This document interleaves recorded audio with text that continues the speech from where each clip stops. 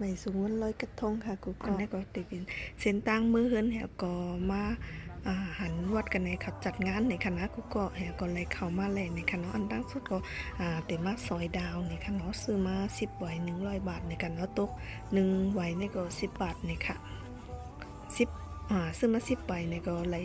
10ลูกในคณะแหวเพราะว่าเขาตักยอดในกำไรเขาก็ติเอากว่าปันน้องเขาผุยตุ้ยในคณะว่าเขาไหลอีสังผุยตุ้ยได้อะไรในคณะกูก็เขาก็เตใส่ปันเขาในปรุงเล็กๆก็ให้เขากว่าปันน้องเขาผุยในคณะในค่ะปันเขาก็เตปันน้องเขาผุยค่ะที่นี่ก็เขาก็เตไปหับคนอันจะมาสวยดาวคณะแล้วก็เขาก็เตผุยปันค่ะว้ากูก็เลยกระติกนำแข็งโอ้โหดีใจสุดๆเลยค่ะกูก็